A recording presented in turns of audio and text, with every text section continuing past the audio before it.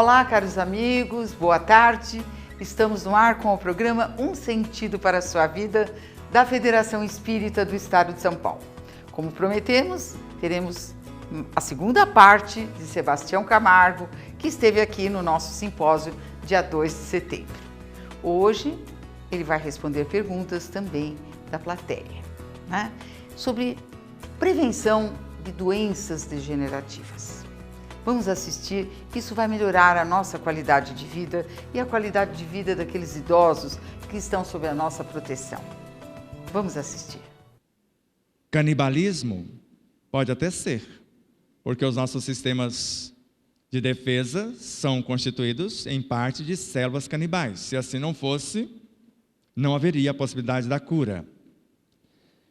E essas mitocôndrias que sobram, mediante o alimento enobrecedor que eu estou trazendo consciência, sabendo que não é a quantidade do que se come, mas sim a qualidade de como estão os nossos pensamentos, sentimentos, palavras e atitudes, qual a nossa proposta de vida.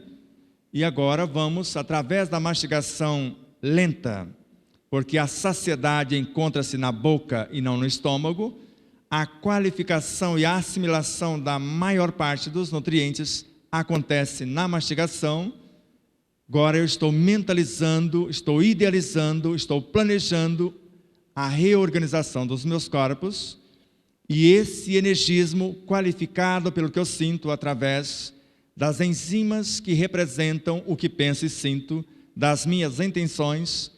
Essas enzimas mergulham no interior de cada partícula, abraçando-as e conformando-as segundo as nossas intenções e trazendo esse energismo, o mais denso para o estômago, o mais sutil já fora para a sua finalização, para fazerem parte da energia que organiza e mantém a vida, para a proteção e o governo do universo celular. E agora o elemento que gera e nutre está vindo pelo pensar, pelo sentir, pela respiração, e vai agora uma parte com a nutrição.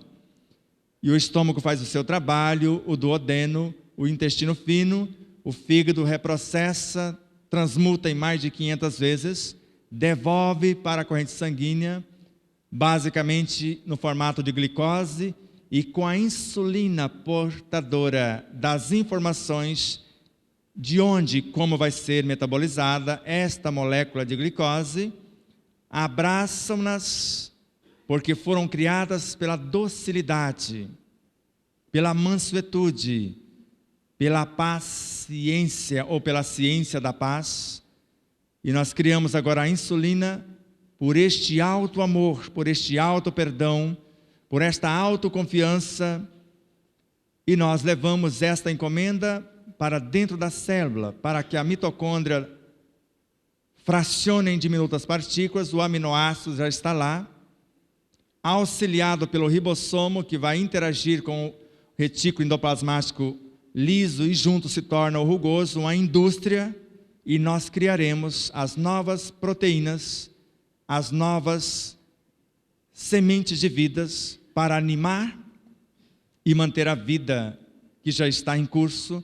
E a partir daí, esses elementos selecionados pelos centríolos vai criando um novo núcleo, e após ter o material suficiente, a velha estrutura morre e permanece a enobrecedora, aquela que vai vitalizar os músculos para quem está visitado pela moça. Ela, esclerose lateral amiotrófica. Stephen Hawking foi um peso morto para a sociedade até próximos de 18 anos. Além de não fazer nada, ainda perturbava a vida alheia. E se ele tivesse estudado o seu cosmo interior, teria entendido o macrocosmos. Estudou o macro e esqueceu de estudar o micro. Por isso não conseguiu reconstruir o seu corpo. Se assim não fosse, o menino Arthur não teria construído um coração novo numa semana. Porque os exames da semana seguinte provaram que o coração estava 100% reconstruído. E a menina Júlia não teria construído sistemas pulmonares diferentes, porque os seus pulmões estavam tão comprometidos que não aparecia mais nos exames. E na semana seguinte estava com 2 pulmões totalmente novos. E com 16 anos, nunca mais teve uma doença pulmonar, desde os 4 anos. Só dissemos àquelas consciências que a lei não era de punição, mas sim de reparação. Se eu mudo o meu projeto de vida e paro de malbaratar a própria vida, se eu uso adequadamente a energia, visando o aproveitamento total, o não desperdício e fazendo o máximo com o mínimo, porque tudo é espírito, tudo cresce e evolui, porque hoje, quantas vidas compõem a nossa vida biológica, conforme eu disse?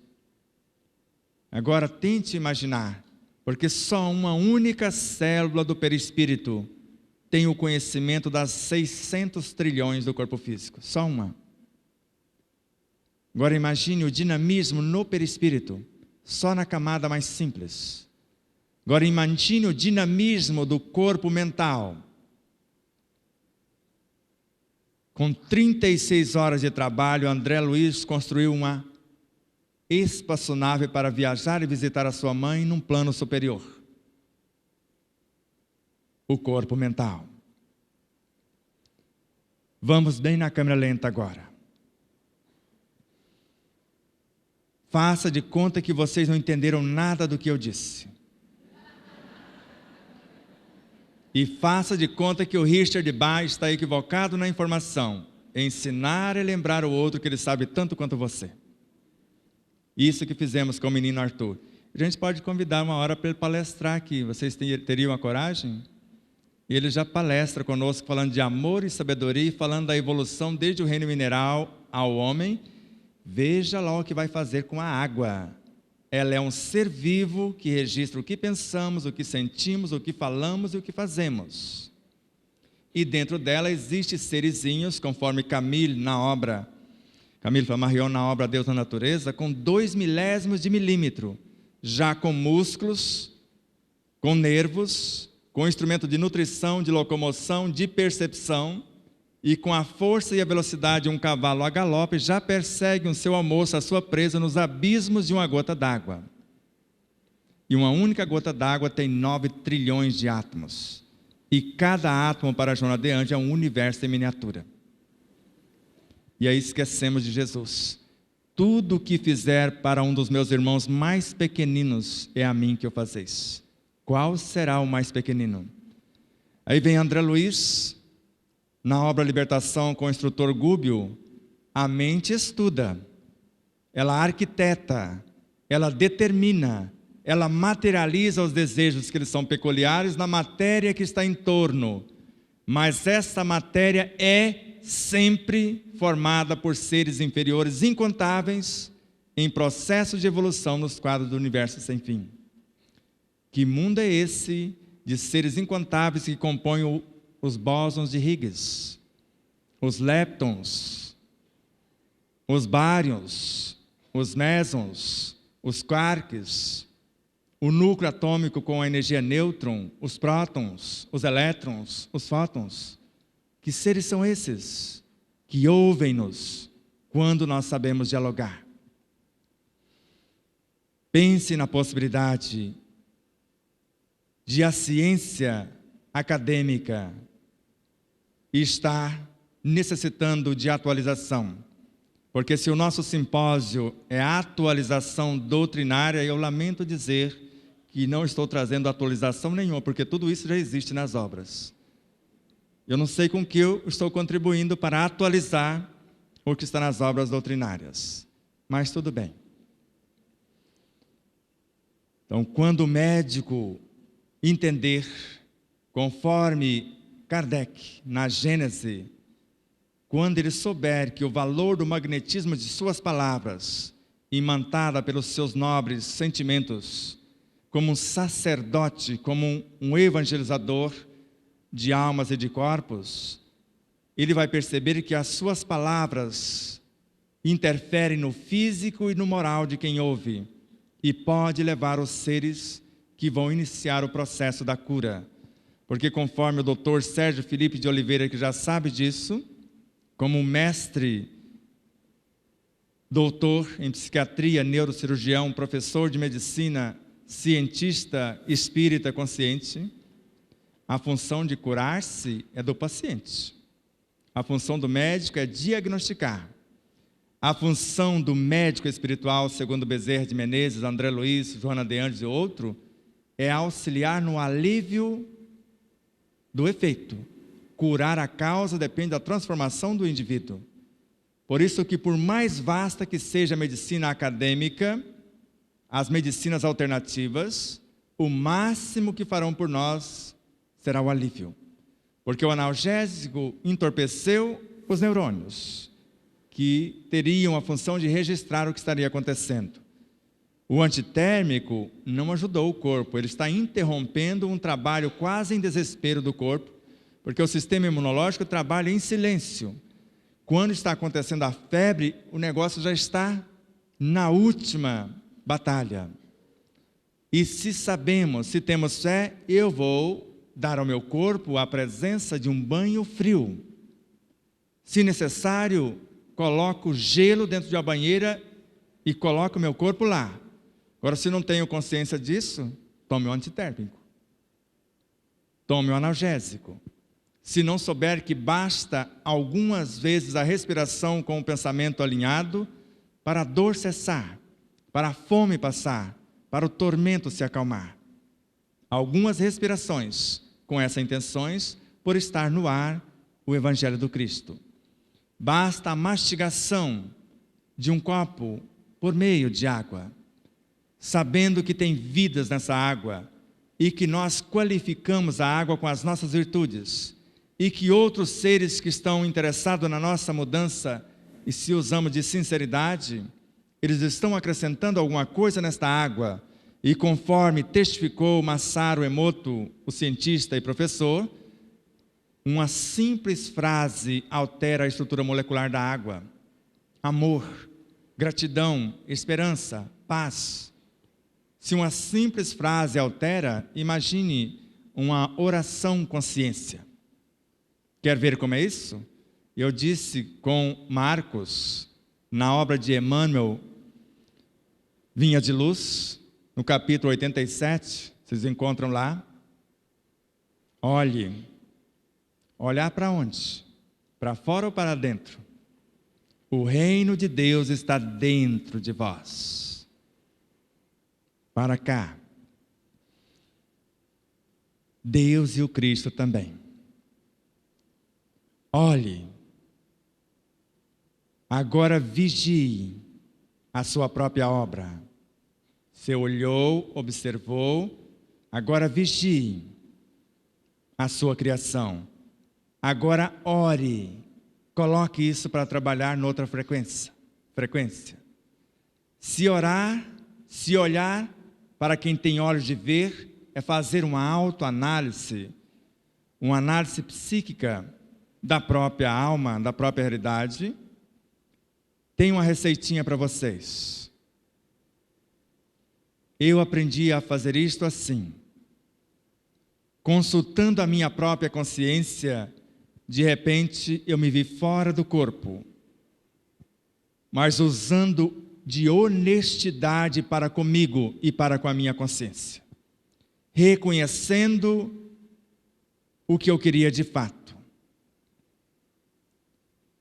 E quando esse diálogo ocorre, reconhecendo a minha própria ignorância, eu comecei a exercitar a humildade. E sábio é quem reconhece a própria ignorância. E eu fui honesto comigo e com a minha consciência, como se me apresentasse: o que queres que eu te faça? E eu não estou blefando. Até agora eu pensava que sabia e o meu mundo desgovernou. Ensina-me a viver. Porque viver, para Manuel Filomeno de Miranda, é um fenômeno biológico. Viver bem é o que a maioria está fazendo. A maioria está fazendo. É a busca do prazer. Agora, bem viver é conforme as leis universais. As leis de harmonia. E eu fui honesto. Estou reconhecendo a minha ignorância. E estou usando de sinceridade. Eu não quero terceirizar a oração. Eu quero aprender a orar. Eu não quero mais viver da fé alheia, com todo respeito. Eu quero viver da fé que eu professo, que é mãe das minhas virtudes. E agora eu uso de fidelidade na aplicação. Porque o meu projeto, conforme eu disse, é ser mais pacífico, mais sereno, mais saudável e mais feliz.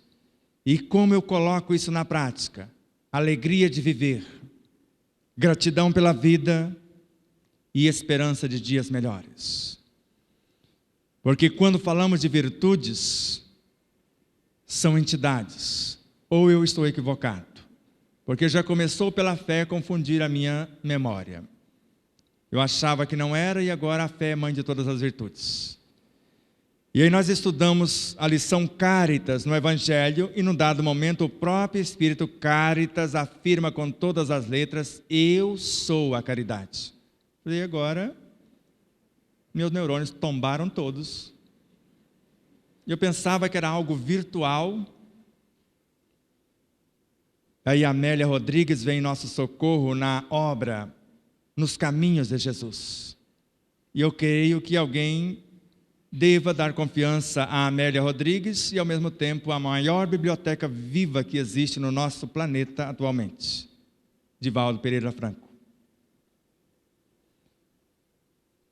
E no capítulo 23, o anjo da misericórdia, de repente chega uma entidade para falar com Jesus, para confessar que falhou com ele.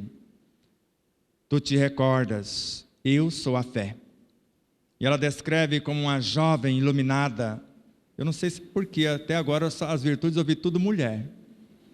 Eu não sei se porque a gente olha, hoje está mais equilibrado, né? Porque a gente vê 80% nas nossas tarefas mulheres. Eu falei, tem duas situações ocorrendo. Ou os homens estão quase todos no reino dos céus, ou vocês viram o Bacelli dizer que tem 2 pisos abaixo, ou estão nesses abismos. E daqui a pouco outra entidade, tão iluminada quanto: eu sou a esperança. E a terceira: eu sou a caridade. E a fé disse a Jesus: falhei contigo. Eu morava no coração de Pedro, por exemplo. Mas quando ele te negou 3 vezes consecutivas, me expulsou de lá. Não tive mais ambiência. E a esperança dizendo algo parecido, e a caridade também. E Jesus orando, conversando com o seu Pai, por não fazer senão a vontade dele, veio o anjo da misericórdia em seu socorro. E ele rogou ao anjo da misericórdia que conduzisse as 3, para levar o consolo, o esclarecimento, a libertação à humanidade. Pense agora o que vocês almejam para as vossas vidas. Seguir com Jesus, questionando a cada situação: o que queres que eu te faça? Faça de mim um instrumento da sua paz. Onde houver ódio, não é que eu leve o amor somente, que eu eleve esse ódio ao estágio do amor. Ele não sabe que está nos abismos, mas no futuro será o próprio amor. Aonde houver a ofensa, não é que eu leve o perdão, que eu transforme a ofensa em perdão. Tudo cresce e evolui. Onde houver a dúvida, que eu eleve essa entidade até transformar-se na fé. Aonde o desespero morejar, que eu o transforme em esperança. Onde houver as trevas da ignorância, a luz do entendimento.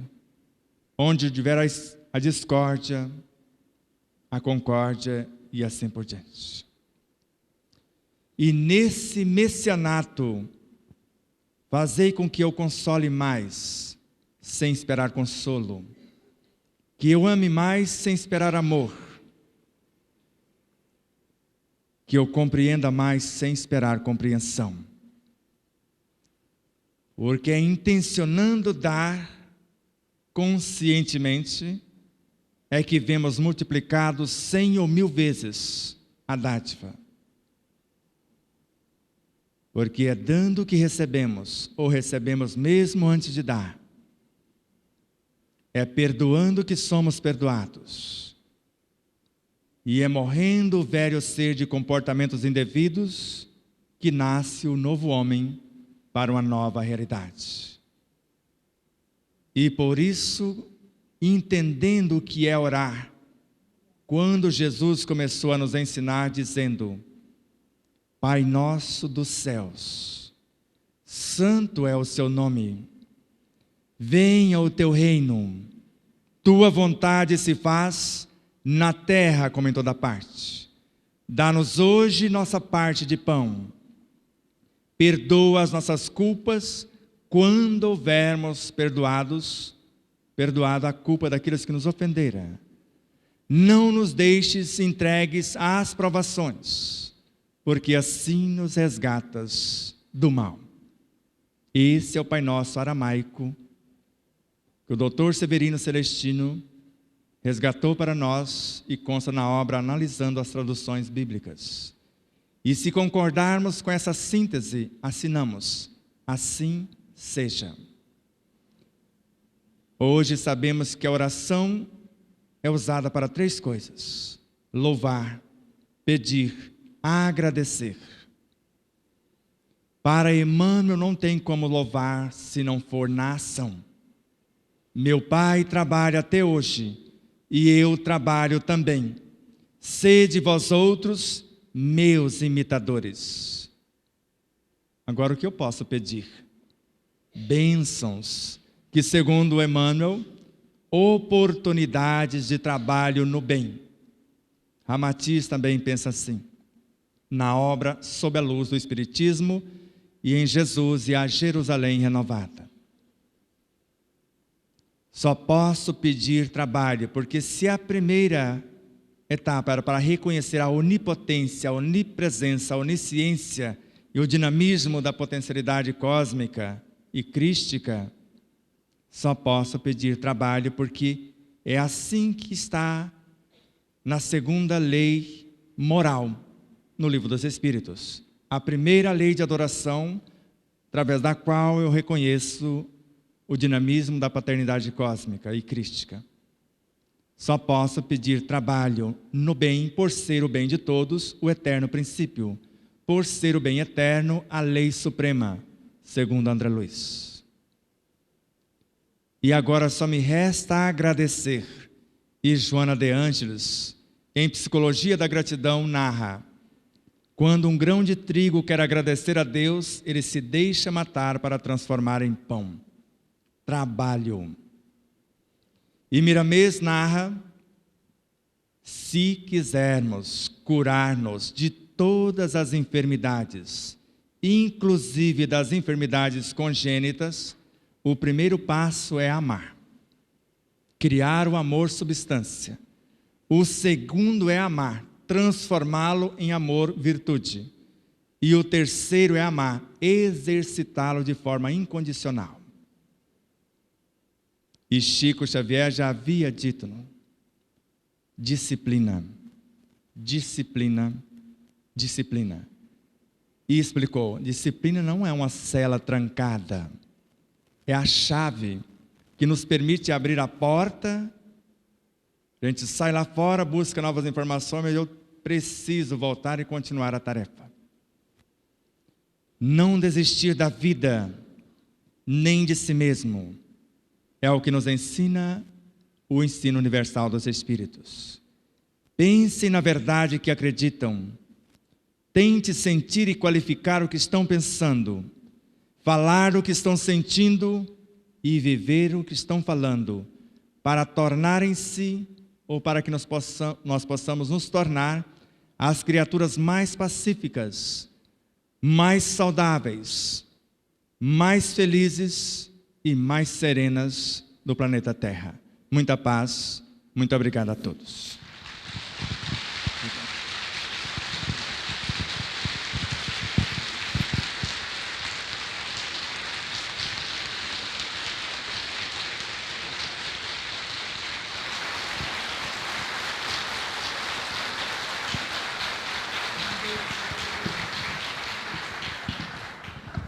Muito obrigada, Sebastião. Estamos encantados com a profundidade do que você nos trouxe, com tudo aquilo que nos faz refletir e perguntar para a nossa intimidade o que queremos.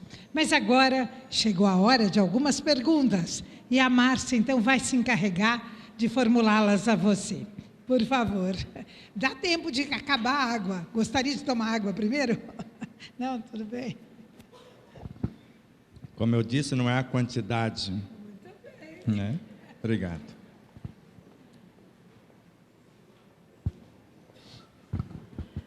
Vou usar este microfone. Todos estão me ouvindo aí no fundo? Tudo bem? Sebastião, temos aqui algumas perguntas do público. Como você previu antes, todas as que eu trouxe, descartei. Então, fizemos novas diante de todas as colocações que você fez. A primeira, eu gostaria de te perguntar, Alzheimer e a artrose, existe uma relação entre estas duas enfermidades? Como evitar e como curar? Como eu disse, tudo cresce e evolui. E a vida é dinamismo. Então, quando eu parei ou paralisei o meu corpo, me comportando quase como um parasita, todas as minhas articulações começaram a desmanchar, de cima a baixo. Não é o processo da coluna ainda, esse foi outro. Esse foi para aprender a curvar. E o Alzheimer, confusão mental inicialmente e depois a perda de memória. Hora da memória de curto prazo e às vezes até de longo prazo. Mas curiosamente, por que no Alzheimer normalmente lembramos daquilo que nos fez feliz ou das pessoas que nos trataram bem? Será que não é um boicote da própria consciência? Porque a partir de uma idade alguém informa-nos que não servimos mais para nada. E nós acreditamos nisso, não damos trabalho para o nosso universo mental, que constrói o universo perispiritual, que modela e mantém o corpo biológico, e se não temos mais o dinamismo, a atividade, o exercício da inteligência intelectiva, da inteligência emotiva, da inteligência espiritual, é como se nós fôssemos desencarnando vagarosamente, deixando o corpo, porque se eu não tenho funcionários no mundo físico, porque não tem atividade, não adianta a presença da consciência se não temos o que fazer. Nossa, deu para compreender bem? Como é difícil, né? Olha, eu vou seguir uma nova sequência, porque logo no início da palestra surgiu uma dúvida. Todos os espíritos, eu pergunto, foram criados juntos? Já que você nos falou que nós temos quase a idade do universo? Veja, acho que ficou muito claro quando eu disse, meu pai trabalha até hoje. E Deus só cria uma única coisa. Antes de criar tal coisa, Ele criou a lei para reger tal coisa. E só cria o princípio inteligente do universo. Ele, quando exterioriza o seu verbo criador, o seu psiquismo, como um oceano de possibilidades, desse psiquismo, segundo Joana de Ângeles, segundo Viana de Carvalho, destaca os pequenos fascículos de luz. E quem realiza esse trabalho em auxílio ao próprio Criador são os Cristos cósmicos. Mas como está na obra de Pastorino, Deus, a luz incriada, o Verbo Criador que é o Pai e o Cristo que é a materialização do Verbo, são três expressões do mesmo ser. E Leon Denis, força, espírito, matéria não parece ser mais do que três expressões de Deus. Então Deus cria sempre a matéria-prima, o psiquismo divino, que se transforma no espírito, o princípio inteligente do universo. A partir daí, é por conta da lei que Ele criou para isso. A lei é viva, segundo Emmanuel. E a partir daí, ela vai conduzi-lo rumo à angelitude, juntando-se dois ou mais, até transformar-se num oceano infindável como corpo físico. Só para que você tenha uma noção, o Bósio de Higgs não tem como mensurar a quantidade de princípios inteligentes que é usado para compô-lo. Agora imagine uma célula do seu sangue que tem 280 milhões de moléculas físicas, com um número infindável de espíritos, princípios inteligentes dentro delas. Nossa, que lindo, Sebastião. Será que aí nós enquadramos nada se cria, tudo se transforma e nada se perde? Quer dizer, já foi criado por Deus e tudo isso sempre vai permanecer, mas vai evoluir? Essa fase ou essa tese podemos usá-la para a natureza física. A natureza física. A natureza física. Nada se cria porque tudo se copia. Agora nada se perde, tudo se transforma. Mas agora imagine comigo. A partir desse energismo que atinge o ápice do corpo humano, de átomos físicos transformam-se em psiátomos. Isso encontramos em André Luiz, em Pietro Baldi, em especial em Hernani Guimarães Andrade, como o maior cientista espírita que eu conheço do último século. Nossa. E veja que aguenta um pouquinho. E o psiátomo já começa a eternizar na forma, ele não morre. Ele só embeleza e expande o seu estado consciencial. Quando o espírito individualiza, jamais retroage, retrograda. Ele expande e se aperfeiçoa, ou se aperfeiçoa e vai expandindo o seu universo consciencial. Agora não há mais morte e renascimento para esse estágio da consciência. Sei que todos nós queremos aprender a autocura. Eu confesso que tenho estudado a obra do Sebastião e buscado muito isso em mim mesma. Então, eu queria te perguntar, se você pode nos dar a ideia de como foi a sua autocura, esse trabalho prático que você imprimiu nas tuas células, na tua mente, para você reconstruir esse corpo tão rápido e de uma forma tão eficiente, com a saúde plena que você goza hoje. E eu compreendi, sintetizei no livro, ninguém ama o que não respeita, e ninguém respeita o que não conhece. Eu não respeitava o meu próprio corpo pelo excesso de alimentação, até que a FESP teve a gentileza de me ajudar, extraiu da obra,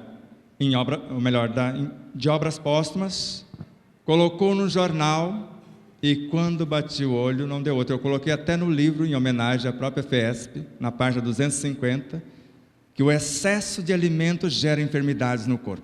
E lá tem todo um roteiro para a gente se comportar. Então, quando eu compreendi que a saciedade não está no estômago cheio, mas sim em quantas vezes eu mastigo o alimento, e a qualidade da nutrição depende do que eu estou pensando, do que eu estou sentindo na hora da minha presença ali. Eu estou inteiro, eu estou aqui de espírito, de consciência, de alma, de mente, eu estou ali. E sei que a vida está morrendo para dar vida à minha vida. E no mínimo eu preciso fazer isso com ciência do que faço. Gravamos nesta viagem agora, um cardápio pequeno, 35 programas era a meta, mas chegamos a 34, só para a rádio. 32 dos quais só fala da alimentação e no processo de autocura. Então, os 16 primeiros, os 15 primeiros, uma informação para confundir os neurônios às vezes, traz uma informação diferenciada, porque falar mais do mesmo não adianta, tem que acrescentar alguma coisa. Claro. No de número 16 já falamos dos 4 pilares, como exercitar, fazer um autoexame com a honestidade, com a humildade, com a sinceridade e com a fidelidade. E os exercícios já presentes. E a partir do primeiro programa da segunda série até o de número 16, todos são exercícios práticos e viagens dentro do corpo, dentro da alma, dentro da consciência, dentro da mente, para fazer isto, para facilitar o trabalho. Olha, que dica maravilhosa para nós. Esses programas são acessíveis, né? Muito bom. Eles já estão sendo exibidos, hoje foi para o ar, me parece que o 5º programa desta primeira série. Só acompanhar pela Rede Boa Nova de Rádio, todos os domingos às 10 da manhã, fica lá na galeria offline, mas por favor, divida-os com os gatos, com os papagaios, com tudo, já que tudo cresce, evolui, para todo mundo se alimentar direitinho e se curar mais rapidamente. É só acessar pelo Google e colocar, e aí já tem acesso a todas essas. Se tiver dificuldade, entre no site, o Despertar da Consciência. Só no nosso canal do YouTube, que lá tem o link, tem 456 programas só estudando o livro O Despertar da Consciência, nos ensinando esse processo de autoconhecimento, de autocura, de autoiluminação. E lá tem um link para a Rede Boa Nova de Rádio, para a TV Mundo Maior, para facilitar a vida de vocês. Olha, o Sebastião responde antes de eu fazer a pergunta que está aqui. Mas eu vou perguntar novamente, porque é uma forma de ele falar novamente. Por exemplo, como reconstruir as nossas células através do pensamento? Então, o que nós emitimos nos nossos pensamentos para que as células malsãs sejam substituídas por células sãs? Isso seria uma reencarnação da própria célula, porque nós saímos de um estado de doença para entrar num estado de saúde. Como nós direcionamos a nossa mente? Como está no livro Despertar da Consciência também, com Miramês, a reencarnação existe em todos os planos, inclusive de um átomo. Veja, é muito simples. Eu não disse do jejum intermitente? Você faz hoje, depois de amanhã, daqui a pouco. Quando nós começamos a negar o elemento vicioso ao corpo, no meu caso, aquela mocinha moreninha, nada contra, não sou racista, porque o espírito não tem cor, não tem raça, etc., mas aquele refrigerante foi treinado para viciar o meu corpo. Agora não sei o porquê eu perdi o comando, mas sei. Porque quando nós trazemos uma quantidade do elemento X, ele cria um núcleo consciencial dentro de mim. E dependendo da quantidade que eu trago, mais do mesmo, depois eles começam a mandar em mim. E quando nós negamos, porque não foi fácil, e eu precisei ficar 72 horas sem comer. Tranquei a porta e joguei a chave fora. Falei, eu posso pedir socorro de todas as formas, não abra a porta. Tinha banheiro, tinha água para tomar, tinha o banho. A coisa complicava e eu sei que o banho nutre, eu sei que o banho acalma, eu sei que o banho vitaliza. 3 dias depois eles aceitavam até pedra derretida. Porque no primeiro dia ofertava maçã, e isso não queremos. Queremos picanha sangrando. Falei, isso aí, por enquanto, não vai ser possível. Estabeleci o projeto e, no meu caso, eu estava com quase 100 quilos, baixei para 75 quilos com 20 dias. Mastigando mais, idealizando o corpo, a sua agilidade, a sua beleza. Não sou bonitão? É bonitão. Eu, pelo menos, me acho. A sua leveza, sua resistência, porque às vezes eu preciso ficar horas.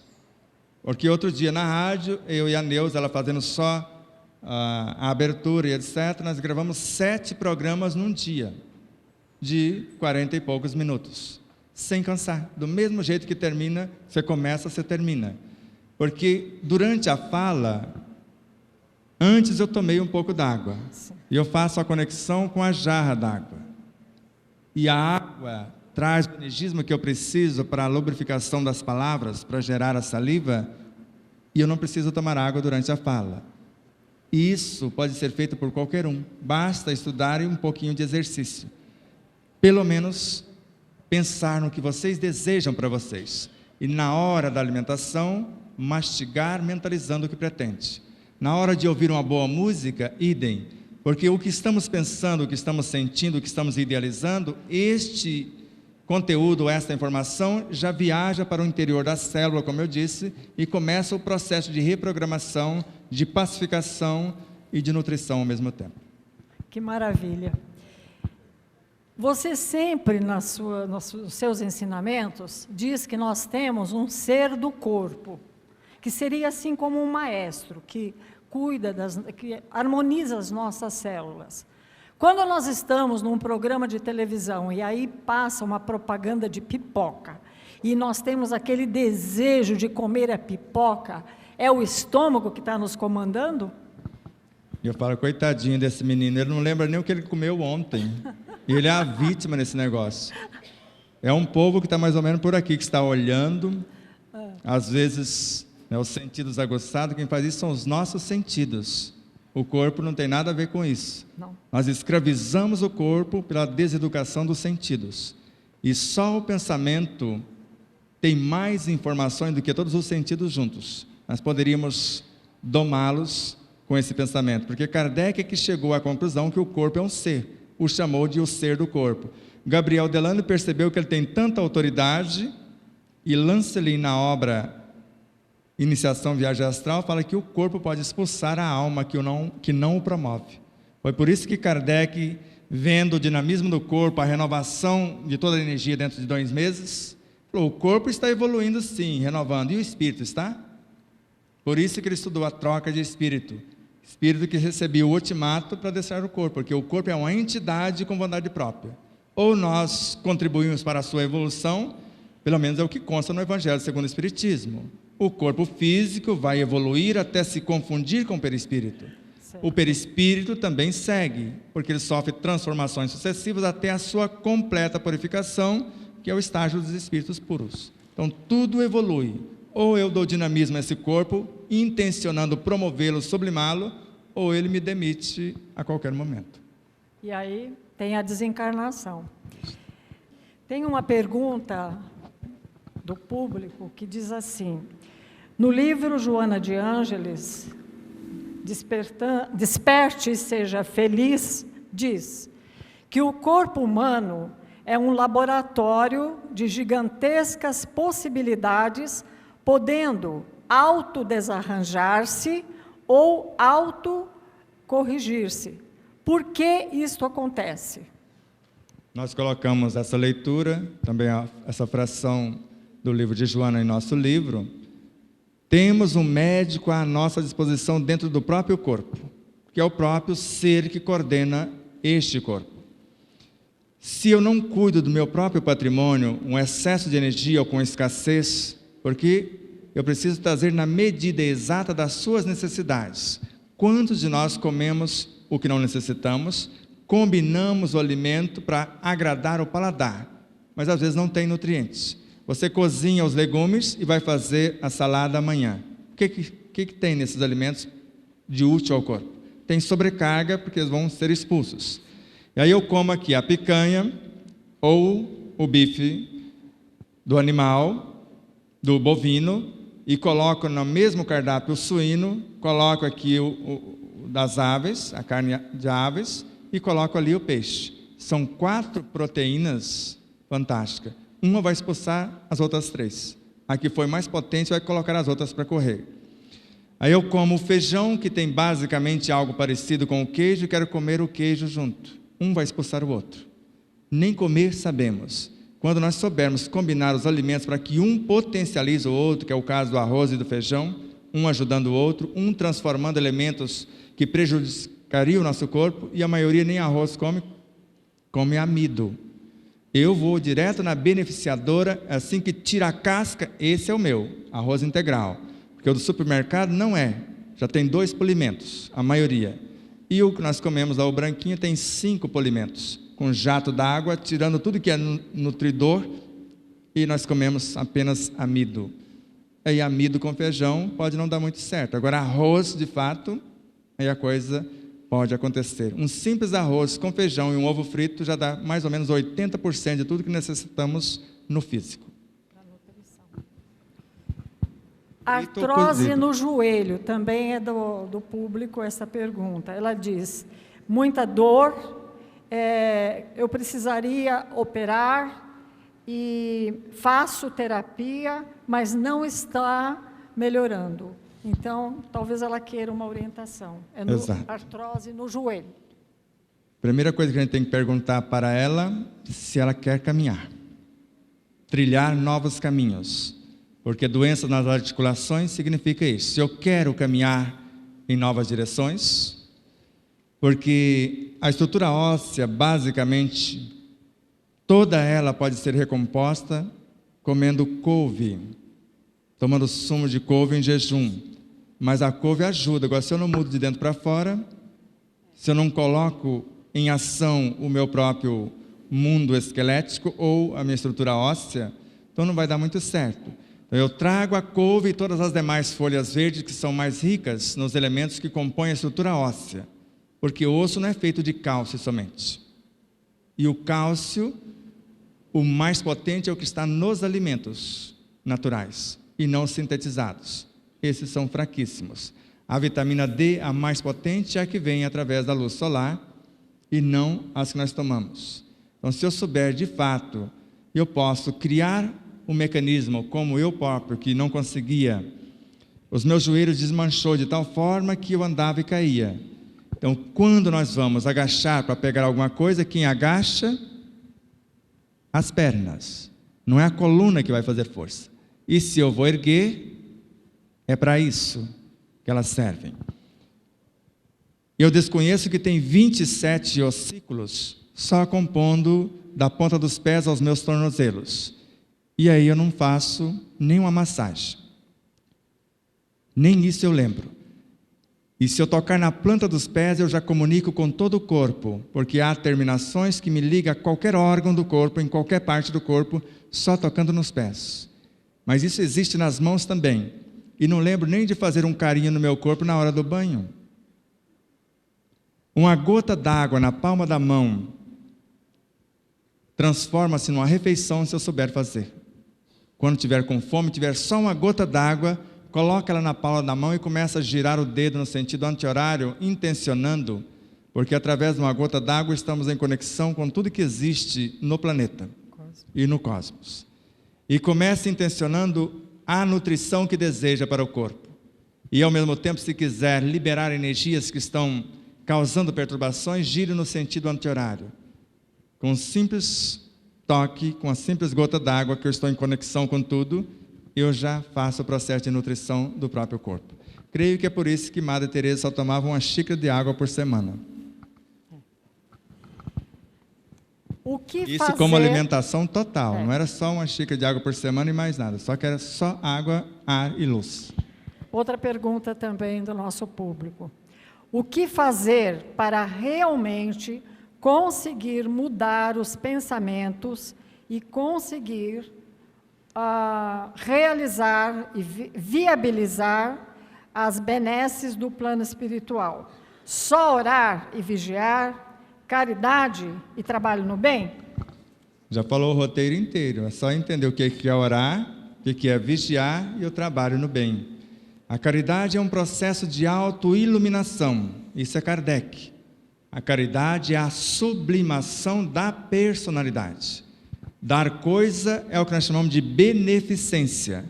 Libertar o assistido, segundo Emmanuel, é caridade. Então eu dou o pão, eu acalmo a fome, agora eu ensino o outro a ganhar o próprio pão. Eu dou a água, acalmo a sede, agora eu ensino onde está a fonte. Eu dou o pano, cubro o seu corpo e ensino como ganhar o próprio pano. Eu alivio as dores através das orações, da água magnetizada e etc. Agora eu ensino que a pessoa tem uma fonte nela própria. Então, quanto mais enobrecedor o pensamento, quanto mais nobre a intenção e quanto mais extensos os benefícios, através dessa oração que eu vou me iluminar de dentro para fora. A oração é o mais perfeito mecanismo de plenificação, segundo Joana de Anjos, além de iluminar-se de dentro para fora. É o mais potente mecanismo no processo da autocura, porque ela gera bioenergia e ela gera leis que governam o nosso corpo, que são os hormônios. Então agora eu estou orando, eu estou planejando a minha atitude. Eu costumo dizer assim, a consciência é um oceano infindável de energias. O pensamento é o arquiteto, a vontade é a gerente da mente, a mente é o laboratório, a inteligência dá o start, a imaginação o auxilia, a palavra coloca em movimento e a atitude concretiza. Nossa, que lindo. Referente à cremação, o que acontece com o espírito quando este desencarna por bombardeios, incêndios, etc., sem ser por cremação? A cada um conforme as suas obras, e a cada um conforme a sua consciência. Depende da consciência do espírito, dependendo dos bombardeios, e o para que ele está fazendo. Vamos dar um exemplo, porque eu sou ex-militar, porque servi o exército, e sei para que serve uma guerra e a ética na própria guerra.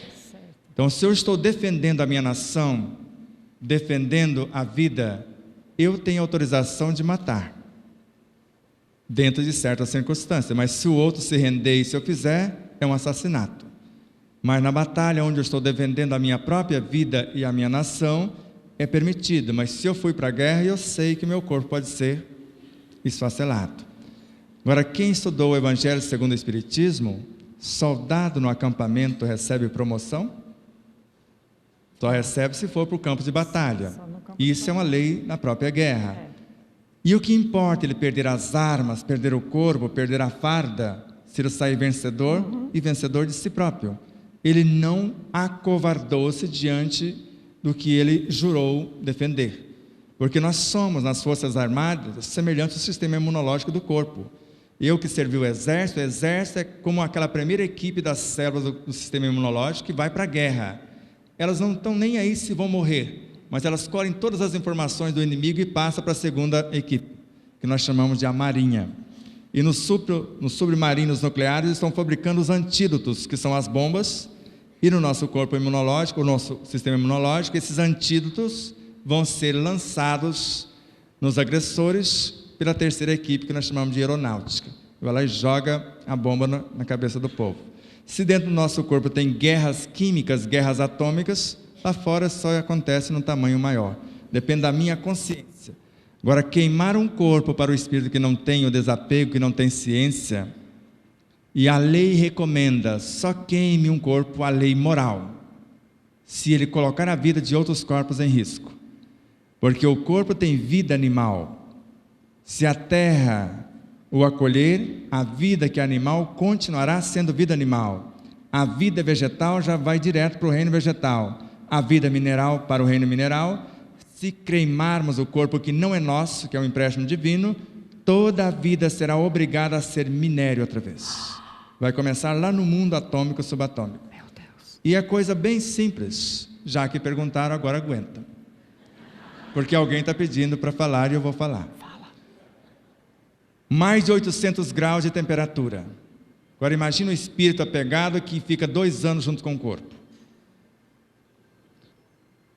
E depois sobram alguns ossos mais resistentes, algumas cartilagens, aí coloca num triturador, que é um liquidificador desse tamanhozinho, ou aquelas pedras de transformar o trigo em farinha, para transformar-se em pão, para moer os ossos. Ai, meu Deus.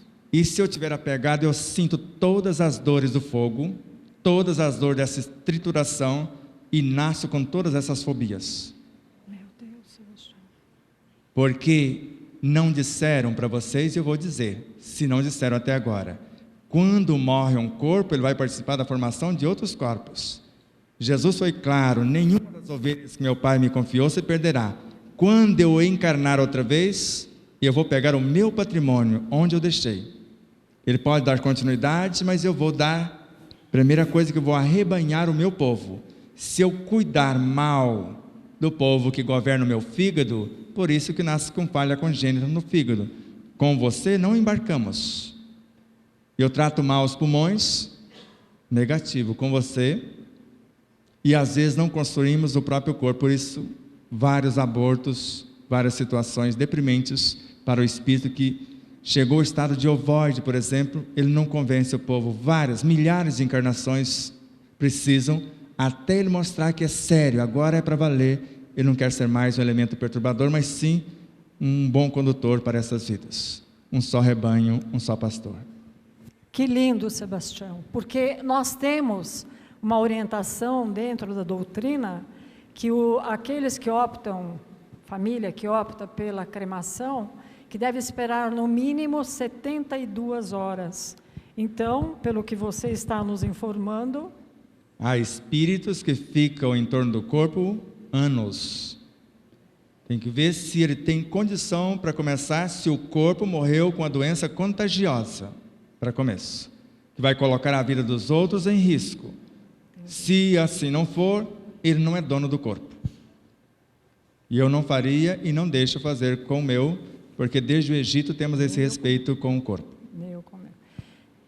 E finalizando, eu queria que você nos ensinasse a magnetizar a água para qualquer tipo de problema de saúde físico e psíquico, porque eu sei que a magnetização da água é um rico, é imensurável, não dá para falar das propriedades que a água nos traz como benefício.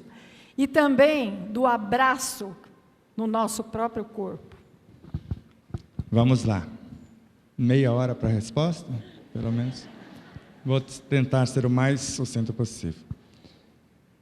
A água foi considerada pelo Instituto Aeroespacial da cidade de Stuttgart, na Alemanha, como um ser vivo, que tem a capacidade de registrar o que pensamos, o que sentimos, o que falamos, o que fazemos em meio segundo, ou em menos de meio segundo.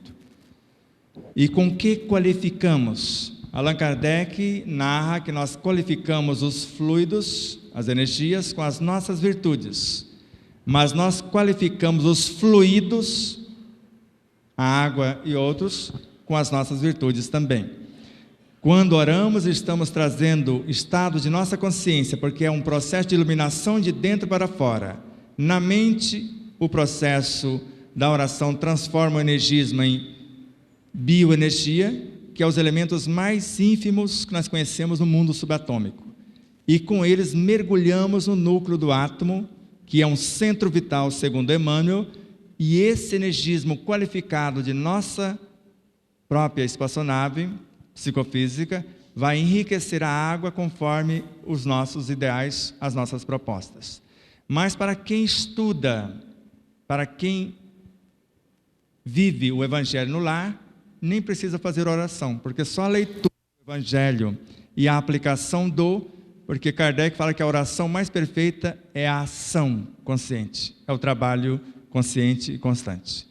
Então não precisa falar, mas eu esqueci de fazer a oração. A leitura do Evangelho e depois compreendida e aplicada já é a oração, porque a hora de ação, ação é serviço e oração é força.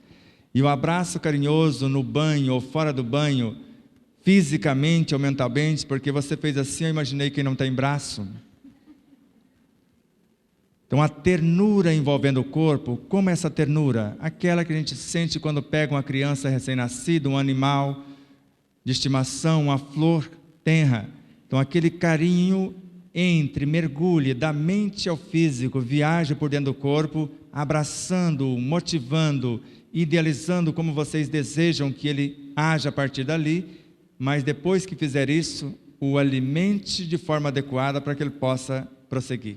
Porque senão eu faço toda uma oração belíssima, uma visualização, depois vou comer o que não devo, da forma, por exemplo, aquele povo que tem uma segunda televisão dentro da cozinha. E não estou falando da televisão que vai trazer o jornal sangrento, não.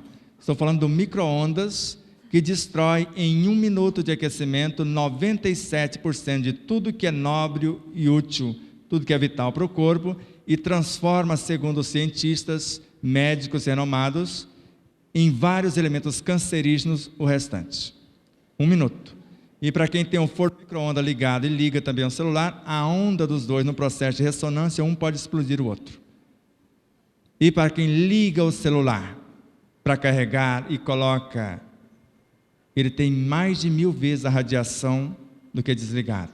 E quando atingir menos de 15% da sua bateria, a radiação aumenta para mais de 1000 vezes mais. Cuidem-se, isso são experimentos científicos comprovados. Eu não estou blefando com vocês. Eu falo para vocês da forma que eu vivo a minha vida, para que ela seja a cada dia, conforme o meu planejamento, mais pacífica, mais serena, mais saudável, mais feliz. E assim, depois de tanto conhecimento, de uma palestra que aproveitamos tanto para a nossa vida pessoal, vamos encerrar este programa, gratos a Sebastião Camargo e esperando que ele venha mais vezes à Fiesp para cumprir essa tarefa tão missionária que ele tem na vida. Muito obrigada a todos vocês pela participação e até a próxima semana.